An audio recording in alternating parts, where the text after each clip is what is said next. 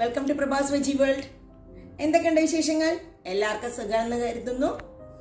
ഇന്ന് ഞാൻ വന്നത് ഒരു റൈസ് ഐറ്റവുമായിട്ടാണ് കേട്ടോ. കുറേ ദിവസമായില്ലേ നമ്മളൊരു റൈസ് ഐറ്റം ഒക്കെ ചെയ്തിട്ട്.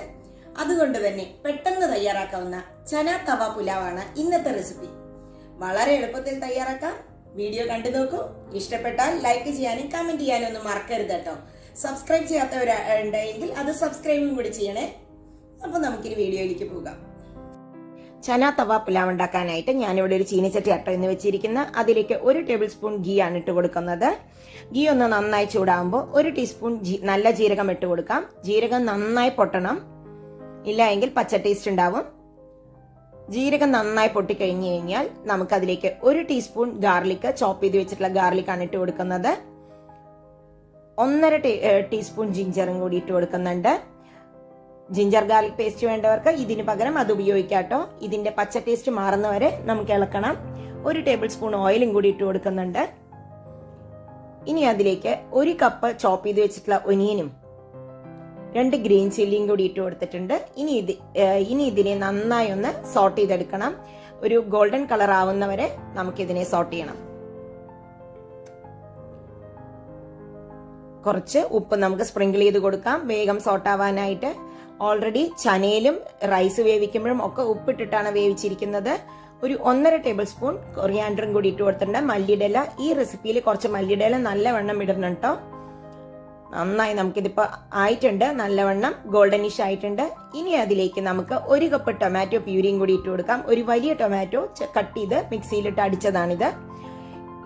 ഇതിന്റെ പച്ചമണം മാറുന്നവരെ, ഈ വെള്ളമൊക്കെ ഫുള്ള് ഡ്രെയിൻ ഔട്ട് ആവുന്നവരെ നമുക്കിതിനെ വഴറ്റണം. ഇതിനെ ഒന്ന് നമുക്ക് അടച്ചു വെച്ച് ചെറിയ തീയിൽ വേവിക്കാം. ഒരുപാട് കൂട്ടി വെച്ചാൽ കരിയുകയുള്ളൂ. അപ്പൊ ഇതിത്തെ ഫുൾ വെള്ളം പോയിട്ടില്ല. നമുക്കൊന്നും കൂടി അതിനെ ഒന്ന് ഇളക്കി കൊടുത്ത് ഒന്നും കൂടി അടച്ചു വെച്ച് ഒന്ന് വേവിക്കാം. ഇനി ഇതിലേക്ക് ഒരു 1/4 ടീസ്പൂൺ ഞാൻ ഷുഗർ ആണ് ഇട്ട് കൊടുക്കുന്നത്. ടേസ്റ്റ് ഒന്ന് ബാലൻസ് ചെയ്യാൻ വേണ്ടിയിട്ടാണ് കേട്ടോ ഷുഗർ ഇട്ട് കൊടുക്കുന്നത്. നമുക്കിതിനെ ഒന്നും കൂടി കവർ ചെയ്ത് കുക്ക് ചെയ്യാം. ഇപ്പം ഇത് ഒരു 2 മിനിറ്റും കൂടി കഴിഞ്ഞിട്ടുണ്ട്. ഇപ്പം ഇതിത്തെ വെള്ളമൊക്കെ പോയി ഇത് നല്ലൊരു പേസ്റ്റായി മാറിയിട്ടുണ്ട്. അതിനുശേഷം നമുക്ക് ഒരു 1/4 ടീസ്പൂൺ മഞ്ഞൾപ്പൊടി കൂടുതൽ വേണ്ട, 1 ടീസ്പൂൺ മല്ലിപ്പൊടി, 1 ടീസ്പൂൺ ചന മസാല, ചോളെ മസാല എന്നൊക്കെ പറഞ്ഞ് കിട്ടുന്നില്ലേ, അതായിട്ട് കൊടുത്തിരിക്കുന്നത്. ഒരു 1/4 ടീസ്പൂൺ ഗരം മസാല, പിന്നെ നല്ല കളറിനും എരിവിനും ഒക്കെ കൂടി 1 ടീസ്പൂൺ ചില്ലി പേസ്റ്റ് ആണ് ഞാൻ ഇട്ട് കൊടുത്തിരിക്കുന്നത്. ചില്ലി പേസ്റ്റ് ഇല്ലാത്തവർക്ക് ചില്ലി പൗഡർ ഇടാട്ടോ. ഇനി ഇതിനെ നമുക്ക് നന്നായി ഒന്ന് മിക്സ് ചെയ്യാം. എല്ലാ മസാലയും എല്ലാ സ്ഥലത്തും ആവണം. എണ്ണ വേണ്ടവർക്ക് എണ്ണയോ ഗീയോ ഇടാട്ടോ. 1 ടേബിൾ സ്പൂൺ കസൂരി മേത്തിയും കൂടി ഇതിലേക്ക് ഇട്ട് കൊടുത്തിട്ടുണ്ട്.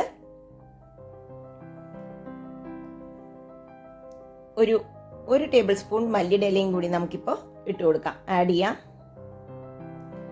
ഇത് നന്നായി ഒന്ന് മിക്സ് ചെയ്തിട്ട്, ആ പച്ച ടേസ്റ്റ് ഒന്നും മസാലയുടെ ഉണ്ടാവാൻ പാടില്ല. അതിലേക്ക് 1 കപ്പ് ബോയിൽ ചെയ്തിട്ടുള്ള വൈറ്റ് ചനയാണ്, ഒരു 1/2 ഗ്ലാസ് ചന ഉണ്ടാവും കേട്ടോ. അതിനെ നമുക്ക് നന്നായി ഒന്ന് എല്ലായിടത്തും മസാലയൊക്കെ പിടിക്കുന്ന പോലെ നമുക്ക് മിക്സ് ചെയ്ത് കൊടുക്കണം. ഇതിൽ ഒരുപാട് ഈ ചന തവ പുലാവ് ഒരുപാട് കുത്തുന്ന മസാലയുള്ളൊരു റെസിപ്പി അല്ല കേട്ടോ. അതുകൊണ്ട് മസാല കൂടുതൽ വേണ്ടവർ മസാല കുറച്ച് കൂടുതലൊക്കെ ആഡ് ചെയ്യണേ. ഉപ്പ് കുറച്ച് കുറവായതുകൊണ്ട് ഞാൻ കുറച്ചും കൂടി ഉപ്പിട്ട് കൊടുത്തിട്ടുണ്ട്. 1 ടേബിൾ സ്പൂൺ നെയ്യും കൂടി ഇട്ട് കൊടുക്കുന്നുണ്ട് കേട്ടോ. നെയ്യോ ഓയിലോ ഒക്കെ കൂടുതൽ യൂസ് ചെയ്യുന്ന ആൾക്കാർക്ക് യൂസ് ചെയ്യാം. ഞാൻ വളരെ കുറച്ചാണ് എപ്പോഴും യൂസ് ചെയ്യാറ്. ഇനി ഇതിനെ നമുക്കൊരു 5 മിനിറ്റ് അടച്ചു വെച്ച് വേവിക്കാം. ആ ചനയിലേക്ക് എല്ലാ മസാലകളും പിടിക്കട്ടെ. ഇതൊരു 5 മിനിറ്റ് കഴിഞ്ഞിട്ടുണ്ട് കേട്ടോ. നമുക്ക് എടുത്ത് നോക്കാം. ഇപ്പം ഇതിലേക്ക് എല്ലാ മസാലയും ഏകദേശം ഒന്ന് പിടിച്ചിട്ടുണ്ട്. ഞാനിതൊരു ലോ ഫ്ലെയിമിലാണ് വെച്ചിരിക്കുന്നത്, ലോ ടു മീഡിയം ഫ്ലെയിമില്. ഇനി നമുക്ക് 1 കപ്പ് ബോയിൽ ചെയ്തിട്ടുള്ള റൈസ് ആണ്. ഉപ്പിട്ട് കുറച്ച് ഒരു 2 വേവിക്കുമ്പോൾ തന്നെ ഞാൻ ഉപ്പ് ഇട്ട് 2 ബേ ലീവ്സും 2 ഏലക്കായൊക്കെ ഇട്ട് വേവിച്ചതാണ്. അതുകൊണ്ട് തന്നെ ഒരു ഫ്ലേവർ ഉള്ള റൈസ് ആയിരിക്കും. ഇനി ഇതിനെ നമുക്ക് നന്നായി ഒന്ന് മിക്സ് ചെയ്ത് കൊടുക്കാം. ചനയുടെ ഡബിൾ ക്വാണ്ടിറ്റി ഉണ്ട് കേട്ടോ ഞാൻ റൈസ് ആഡ് ചെയ്തിട്ട്. ഇതെല്ലായിടത്തും മസാല എല്ലാ സ്ഥലത്തും ആവുന്ന പോലെ തന്നെ നല്ലവണ്ണം ഇളക്കി കൊടുക്കാൻ ശ്രദ്ധിക്കണം.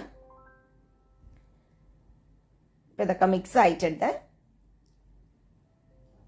ഇനി നമുക്ക് കുറച്ച് ലെമൺ ജ്യൂസും കൂടി ലെമൺ എടുത്ത് ഞാൻ ലേശം എല്ലാ സ്ഥലത്തും ആവുന്ന പോലെ സ്ക്യൂസ് ചെയ്ത് കൊടുക്കുന്നതേ ഉള്ളൂ.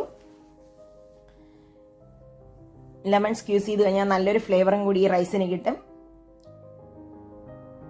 കുറച്ചും കൂടി മല്ലിയിടയിൽ ഇട്ട് കൊടുക്കാം.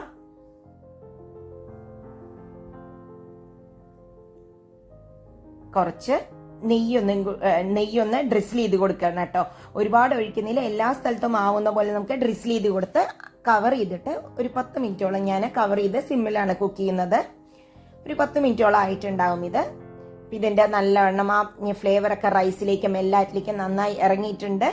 ഇത് നമുക്ക് ആ എല്ലാറ്റിനെയും ഒന്നും കൂടി ജസ്റ്റ് ഒന്ന് മിക്സ് ചെയ്ത് കൊടുക്കാം.